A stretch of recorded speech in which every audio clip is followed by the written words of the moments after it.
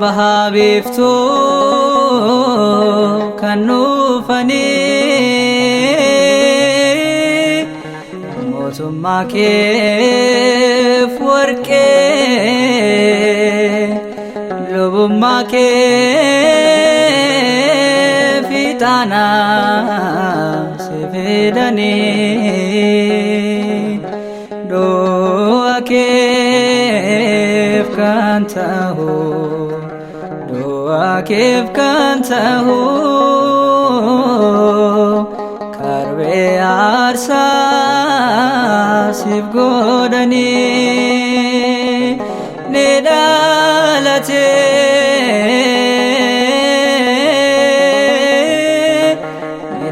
nidalate nidalate Amanueli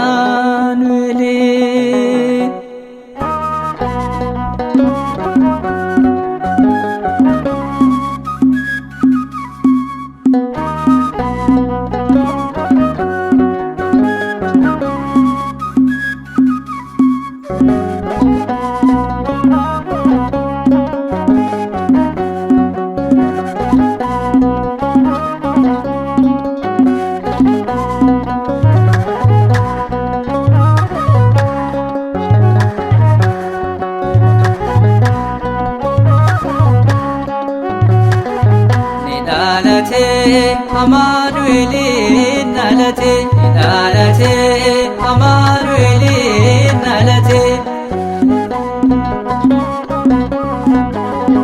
Garbummaatti kufne dinankan qabamne gargaarsaan yaamirraa dhufaati saawwine durbeerraa dhalate ifaan gootamnerraa Amanuel Waaqayyo nu duukaa ta'eera nidalate Amanuel nidalate Amanuel nalate nidalate Amanuel nalate dallaa keessatti yeessa fakkaate dhufaa Yesuuf jedhee foon keenya uffate ifnee dhoogaa ifee waamee dukkanni dhalaachuu isaati ta'ee gammachuun nidalate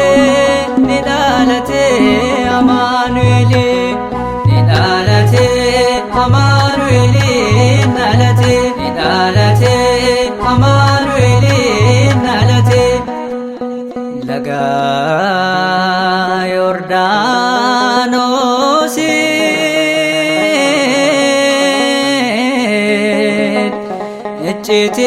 iccitiin mul'ate afurri qulqulluu fakkeenya googeetiin ilmarra buufate ilmi kwaan jaaladhu ilmi kwaan jaaladhu isa jedhee abbaan dubbate ni cuubame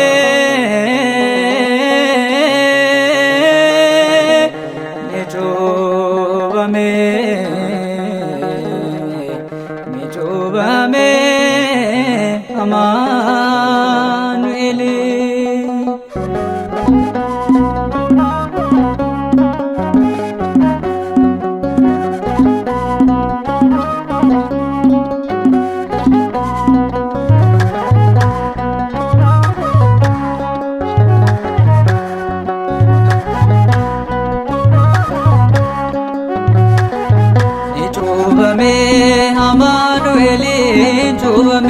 Chubame Amanuel chubame Talaya badisa addaan mallatteesse cubbamuu isaatiin nurraa barbadeesse kan Daawit dubbatee kunoo raawwateera harka uumamaatiin uumaan cuubbameera ni cuubbame Amaanu'eeli ni cuubbame Amaanu'eeli cuubbame.